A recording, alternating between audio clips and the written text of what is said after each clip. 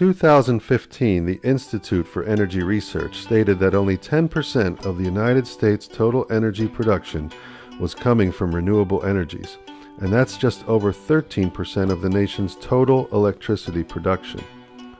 Despite how great renewable energy is for the environment, the majority of energy consumption is still heavily reliant on fossil fuels such as coal, oil, and natural gas. Why is this the case?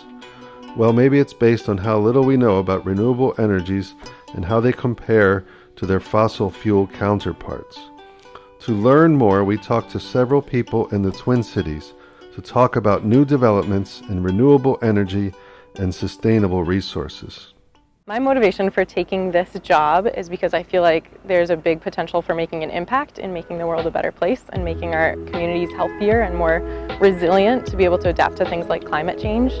I think there's huge potential in young people, and right now we're really underusing and misusing and even abusing young people by just shunting them into school programs that are really boring and kind of constraining, like forcing them to obey and become like assembly line workers rather than really channeling their creativity and fueling their fire of being able to make our world a better place. That sustainability is often confused or I think attributed to being only about the environment. It's only about, nature and animals and other creatures, and I would argue that sustainability is a lot about people. So here at Edison High School, we envision a really bright green future for Spark. We talked to Minneapolis City Councilman Kevin Reich, who informed us about his work in the Northeast neighborhood and at Edison High School, as well as the future of renewable energies in Minneapolis.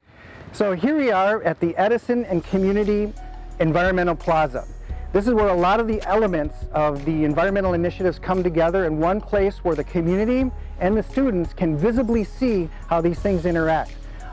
What you see around you is both a water quality system, and what will soon come, this will be the location for the solar panels that will create all the energy creation. But to make it tangible for the community, we have all these demonstration elements and things that they can interface with. We have the community garden where the water can get translated into growing food, a great connection there.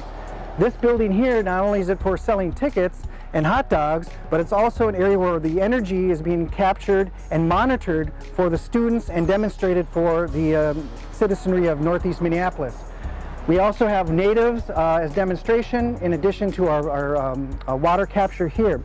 And what this piece does, the water that comes off of the roof, the solar panels, and this plaza will be captured and will be pouring down into that source, that location there.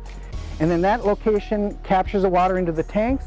The tanks then can water and irrigate the plants and the field. So it's a closed loop system that actually performs well and is educational at the same time. Rainwater can be utilized in a lot of different ways, and we're working on strategies here on the Twin Cities campus to capture some of that rainwater rather than having it go off-site and flow to the Mississippi River, and reusing it in our campus buildings for a lot of different functions. Our goal is to 100% renewable. That's the goal. Between 2020 and 2030, we should see significant changes every year in between those two mark points. A lot of people look at these plans and say, oh, that'll never happen, but they said that about our solar panels. They said that about our water quality system.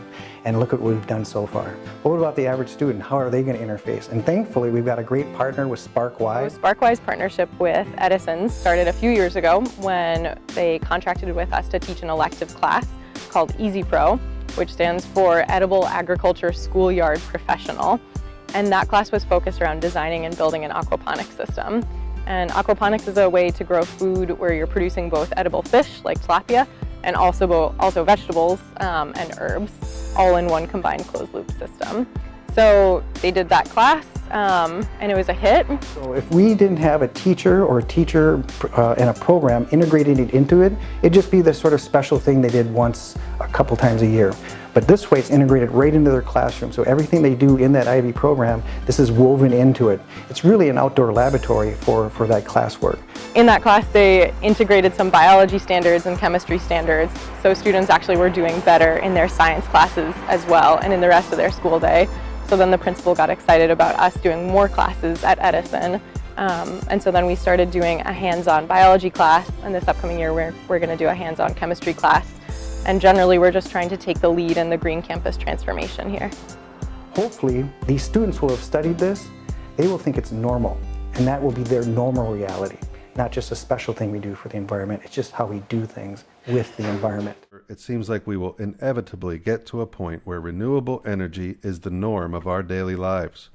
We still have a long way to go, but we have many dedicated people working around the clock to carve out a future in renewable energies, and there's a lot to be excited about.